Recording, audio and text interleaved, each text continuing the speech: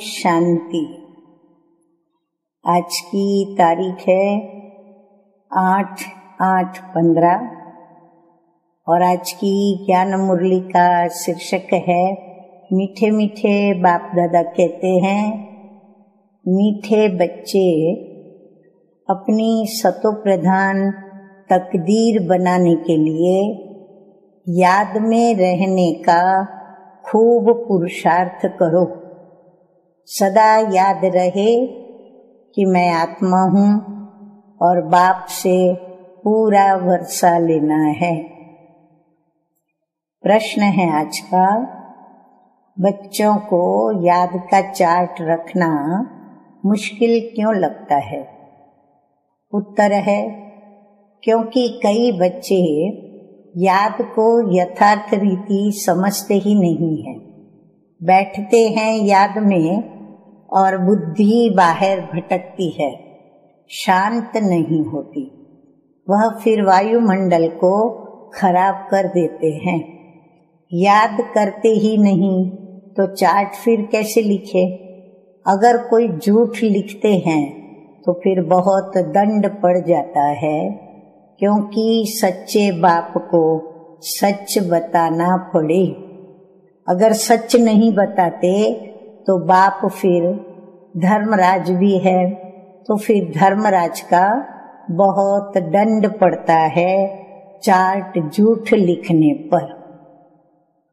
गीत बजा है, तकदीर जगा कर आई हूँ, मैं एक नई दुनिया बना कर लाई हूँ।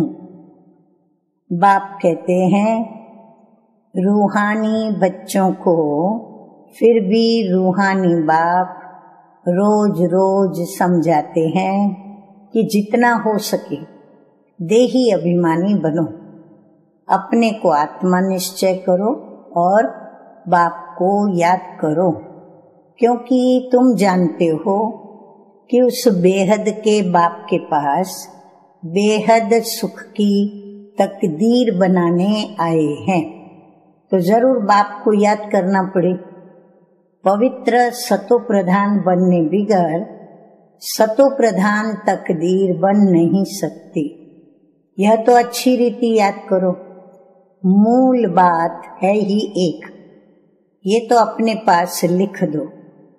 बाह पर नाम लिखते हैं ना, तो तुम भी लिख दो कि हम आत्मा हैं और बेहद के बाप से हम वर्षा ले रहे हैं, क्योंकि माया भुला देती है। इसलिए यदि लिखा हुआ होगा तो घड़ी घड़ी याद रहेगी। मनुष्य ओम का व कृष्ण आदि का चित्र भी लगाते हैं याद के लिए। अब ये तो है नए ते नई याद, ये सिर्फ बेहद का बाप ही समझाते हैं। क्यों बाबा ने कहा ये है नए ते नई याद? क्योंकि आज तक भक्ति मार्ग से लेकर के, यानी द्वापर युग से लेकर के कलि युग के अंत तक हम परमात्मा को, भगवान को देवी देवताओं के नाम रूप से ही पूजते आए। और यदि हमने ज्योतिर्लिंग को पूजा भी तो शंकर को हमने समझ करके पूजा, तो शिव को भी शंकर मानकर और हम याद करते आए।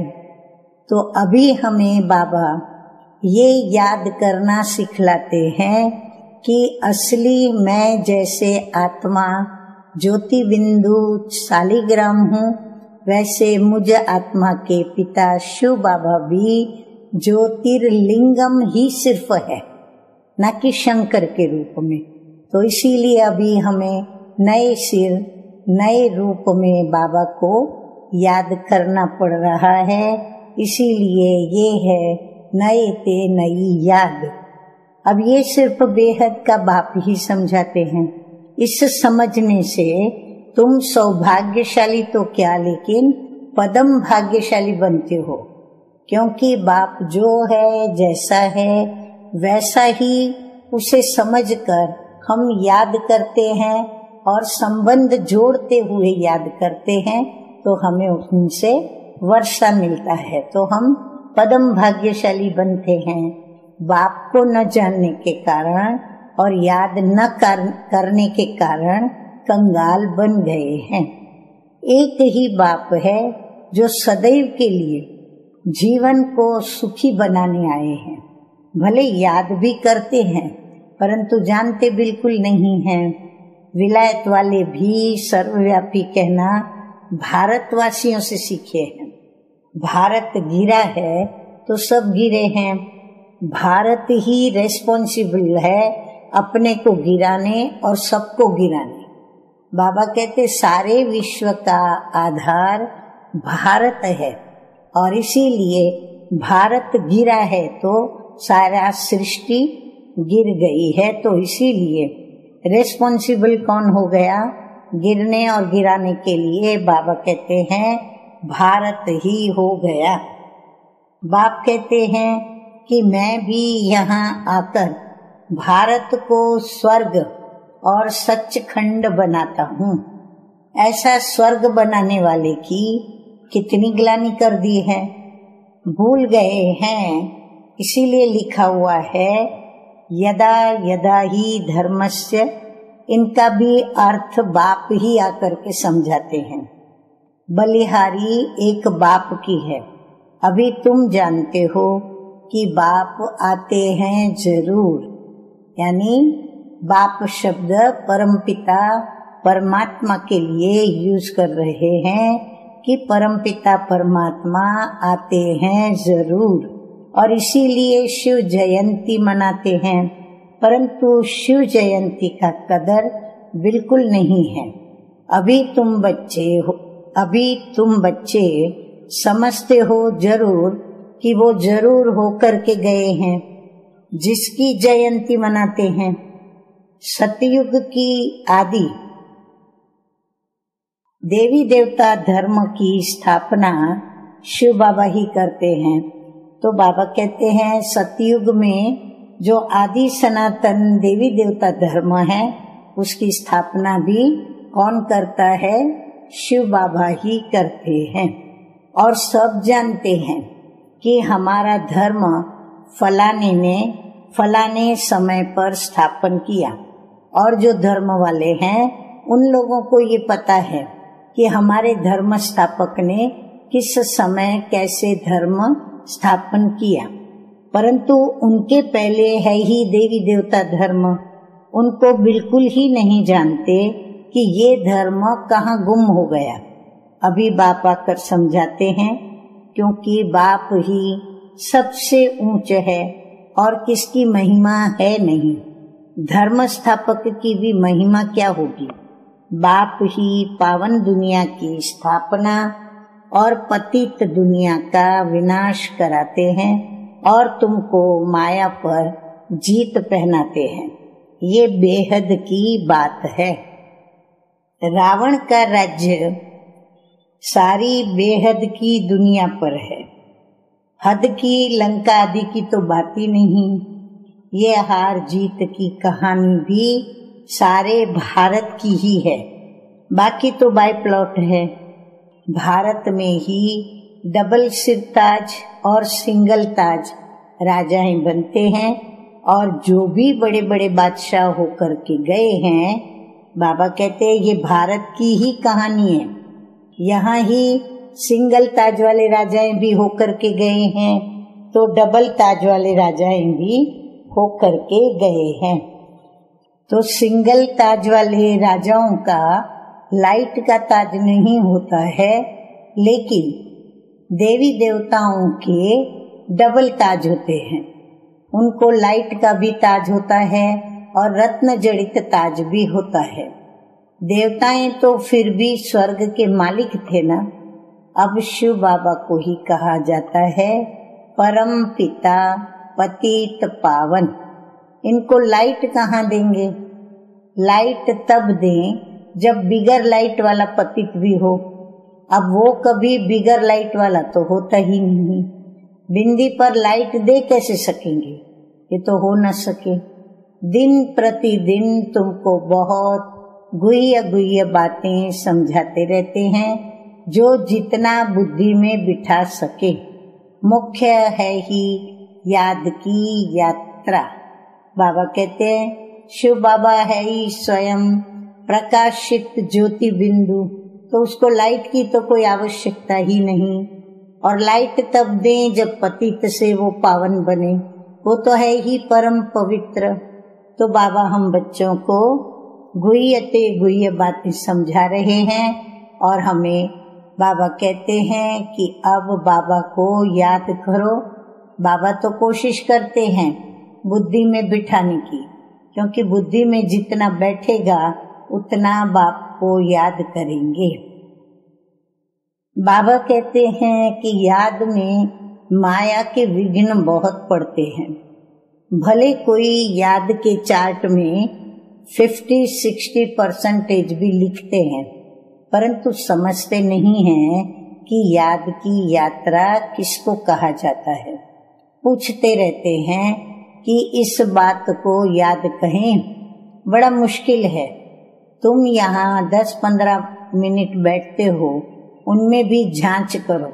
याद में हम अच्छी रीति रहते हैं, बहुत हैं जो याद में रह नहीं सकते, फिर वो वायुमंडल को भी खराब कर देते हैं। तो बाबा कहते हैं याद में न रहने वाले फिर विघ्न डालते हैं। सारा दिन बुद्धि बाहर भटकती रहती है, सो यहाँ थोड़ी शांत होंगी, इसलिए याद का चार्ट भी रखते नहीं। झूठ लिखने से तो और ही दंड पड़े। अब बहुत बच्चे भूल करते हैं, फिर छिपाते हैं, सच बताते नहीं। बाप कहे और सच न बताए तो कितना दोष हो जाता है। कितना भी बड़ा गंदा काम किया होगा तो भी सच बताने में लज्जा तो आएगी ना। अक्सर करके सब झूठ बताएंगे। झूठी माया झूठी काया है ना, एकदम देह अभिमान में आ जाते हैं। सच सुनाना तो अच्छा ही है, और भी सीखेंगे। यहाँ सच बताना है। नॉलेज के साथ साथ याद की यात्रा भी जरूरी है, क्योंकि याद की यात्रा से ही अपना और विश्व का कल्याण होना है। नॉलेज समझाने के लिए बहुत सहज है। बाबा कहते हैं कि याद में ही मेहनत है। ज्ञान सुनाना बड़ा सहज है, बाकी बीज से झाड़ कैसे निकलता है वह तो सबको मालूम रहता है। बुद्धि में 84 का चक्र है। बीज और झाड़ की नॉलेज तो होगी ना। बाप तो सत्य है, चैतन्य है, ज्ञान का सागर है। उनमें नॉलेज है समझाने के लिए। अब ये है बिल्कुल अनकॉमन बात। ये मनुष्य सृष्टि का झाड़ है। अब ये भी कोई नहीं जानते, सब नेति नेति करके गए। ड्यूरेशन को ही नहीं जानते तो बाकी क्या जानेंगे। तुम्हारे में भी बहुत थोड़े हैं जो ये अच्छी रीति जानते हैं, इसलिए सेमिनार भी बुलाते हैं कि अपनी अपनी राय दो। अब राय तो कोई दे नहीं, अब राय तो कोई भी दे सकते हैं। ऐसे नहीं कि जिनके नाम हैं उनको ही देनी है। हमारा नाम नहीं है तो हम कैसे राय देवे? नहीं, कोई को भी सर्विस कोई राय हो, एडवाइस हो तो लिख सकते हो। बाप कहते हैं कोई भी राय आए तो लिखना चाहिए। बाबा इस युक्ति से सर्विस बहुत बढ़ सकती है। कोई भी राय दे सकते हैं। देखेंगे कि किस किस प्रकार की राय दी है। बाबा तो कहते रहते हैं कि किस युक्ति से हम भारत का कल्याण करें और सबको पैगाम दें। आपस में विचार निकालो, फिर लिख करके भेजो। माया ने सबको सुला दिया है। बाप आते ही हैं जब मौत सामने होता है। अब बाप कहते हैं सबकी वानप्रस्थ अवस्था है, पढ़ो न पढ़ो। बाबा कहते हैं पढ़ो या न पढ़ो, मरना जरूर है, क्योंकि वानप्रस्थ अवस्था तक सभी आत्माएं पहुंच चुकी हैं। तैयारी करो न करो, नई दुनिया जरूर स्थापन होनी है। अच्छे अच्छे बच्चे जो हैं वह तो अपनी तैयारी कर रहे हैं। सुदामा का भी मिसाल गाया हुआ है। चावल मुट्ठी लेके आया, बाबा हमको भी महल मिलने चाहिए। अब है ही उनके पास चावल मुट्ठी, तो क्या करेंगे? बाबा ने मम्मा का मिसाल बताया है। चावल मुट्ठी भी नहीं लेके आई, फिर कितना ऊंच पद पा लिया। इसमें पैसे की कोई बात नहीं है, याद में रहना है और आप समान बनाना है। बाबा की तो कोई फी आदि नहीं है। समझते हैं कि हमारे पास तो बहुत पैसे पड़े हैं, तो क्यों न यज्ञ में स्वाहा कर दें। विनाश तो होना ही है, सब व्यर्थ हो जाएगा। इससे कुछ तो सफल करें। तो हर एक मनुष्य कुछ न कुछ दान पुण्य आदि जरूर करते हैं कि यदि पापात्माओं को दान पुण्य किया तो पाप बन जाएगा, फिर भी उसका अल्पकाल के लिए फल मिल जाता है। समझो कोई यूनिवर्सिटी कॉलेज आदि बनाते हैं, पैसे जास्ती है। धर्मशाला आदि बनाते हैं तो उनको मकान आदि अच्छा मिल जाएगा, परंतु फिर भी बीमारी आदि तो होगी ना। समझो किसी ने हॉस्पिटल आदि बनाई होगी तो करके उसकी तंदुरुस्ती अच्छी रहेगी, परंतु उनसे सब कामनाएं तो सिद्ध नहीं होती हैं। यहाँ तो बेहद के बाप के द्वारा तुम्हारी सब कामनाएं पूरी हो जाती हैं। तो बाबा ने हम बच्चों को कर्म की गुह्य गति का ज्ञान दिया कि हम यदि दान पुण्य भी करते हैं तो किस दान किस पुण्य से हमें उसका चाहे अल्पकाल का परंतु क्या फल प्राप्त होता है, ताकि हम अपने कर्मों को श्रेष्ठ बनाएं। तो आगे मीठे मीठे बाप दादा कहते हैं कि तुम बनते हो पावन, तो सब पैसे विश्व को पावन बनाने में लगाना अच्छा है ना। इसीलिए बाबा इशारा दे रहे हैं कि जो भी हमारे पास धन है, यदि हम उसको सफल करना चाहते हैं तो हमें क्या करना पड़े कि जो परम पिता परमात्मा पावन सृष्टि की स्थापना कर रहे हैं, तो हमें अपने सब पैसे विश्व को पावन बनाने में लगाना चाहिए, ताकि हमारा सब कुछ सफल हो जाए। और वो भी फल मिलेगा तो सदा काल के लिए, अल्पकाल की तो बात नहीं रहेगी। तो सदा काल की प्राप्ति का सोचना चाहिए। अतः पैसों को सफल करें। आगे मीठे मीठे बाप दादा कहते हैं कि मुक्ति जीवन मुक्ति देते हो सो भी आधा कल्प के लिए। सब कहते हैं हमको शांति मिले, अब वो तो शांति धाम में मिलती है।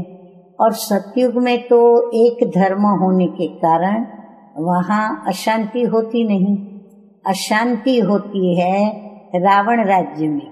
गायन भी है ना कि राम राजा राम प्रजा, वह है अमर लोक। वहाँ अमर लोक में मरने का अक्षर तो होता नहीं। यहाँ तो बैठे बैठे अचानक मर जाते हैं। इसको मृत्यु लोक और उसको अमर लोक कहा जाता है। वहाँ मरना होता नहीं। पुराना एक शरीर छोड़ फिर बालक बन जाते हैं। बाबा क्यों कहते हैं कि सतयुग में मरना होता नहीं? क्योंकि वहाँ पर देह का त्याग ऐसे करते हैं जैसे एक पुराना वस्त्र उतारा और नए वस्त्र को धारण किया, तो मरने की कोई फीलिंग नहीं है वहाँ पर। इसीलिए बाबा कहते हैं कि पुराना एक शरीर छोड़ वो फिर बालक बन जाते हैं। रोग तो होता ही नहीं, कितना फायदा होता है।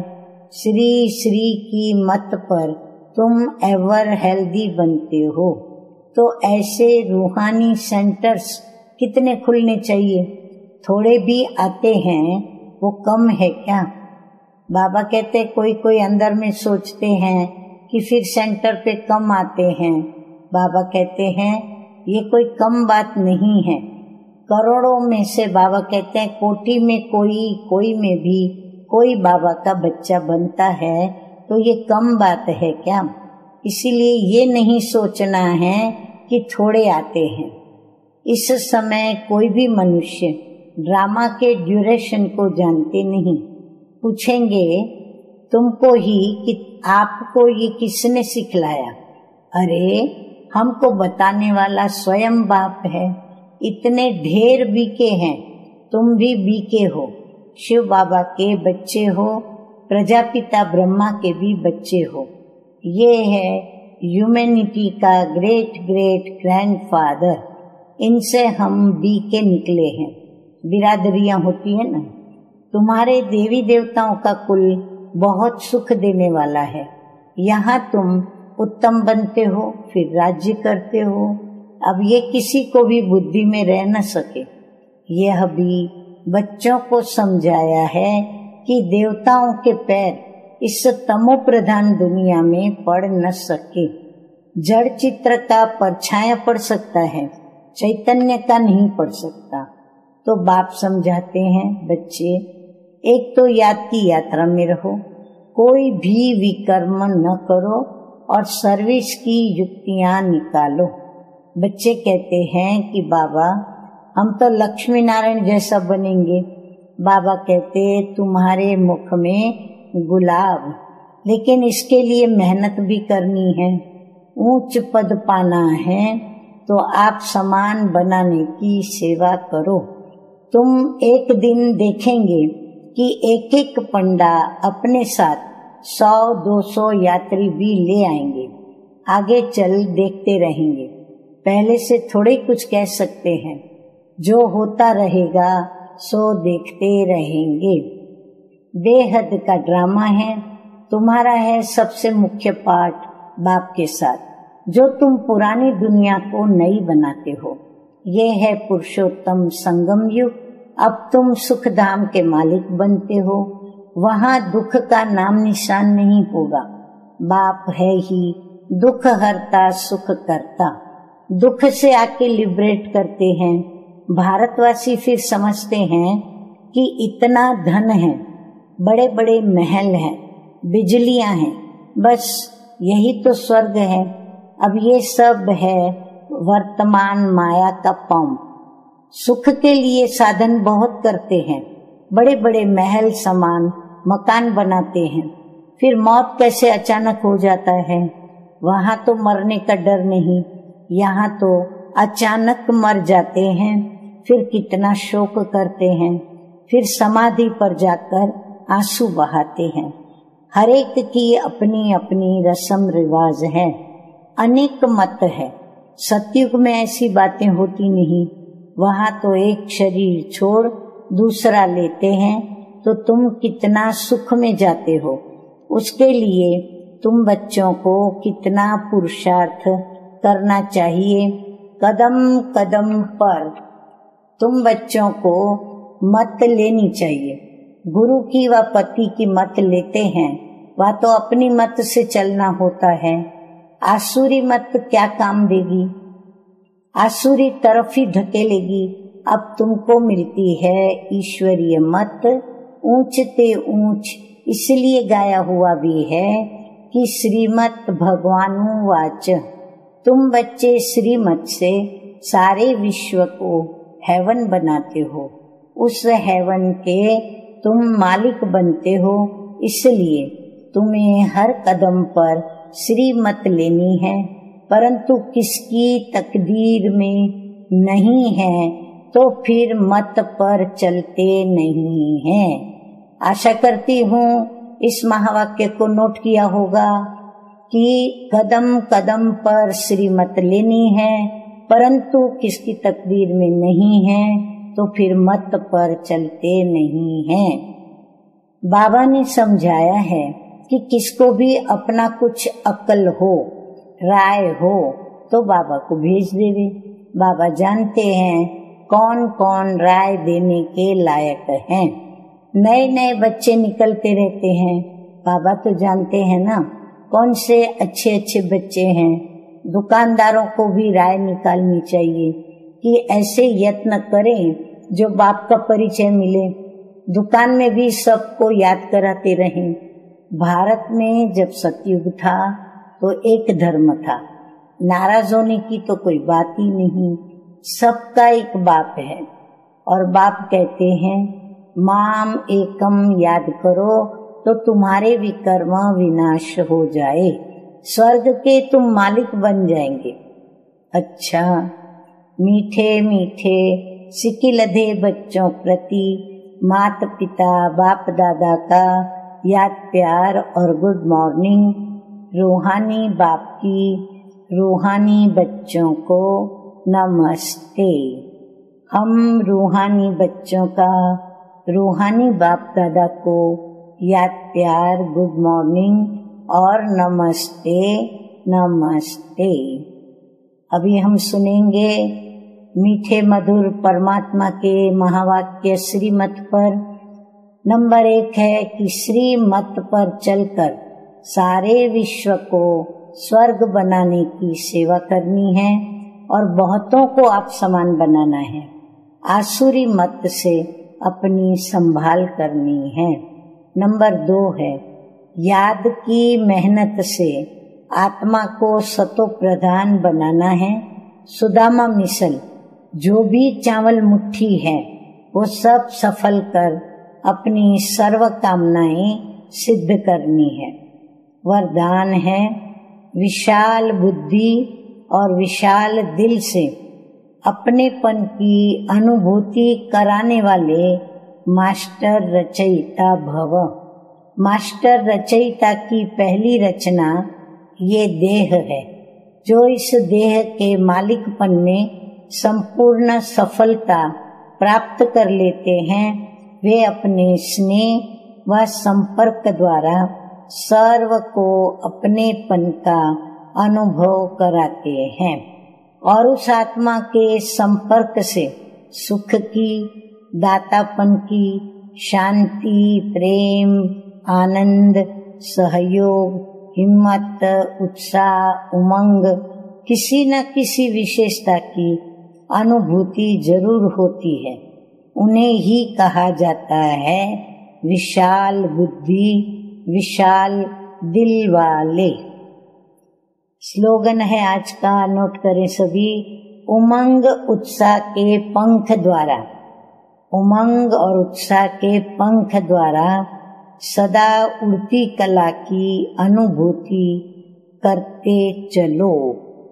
अच्छा, ओम शांति।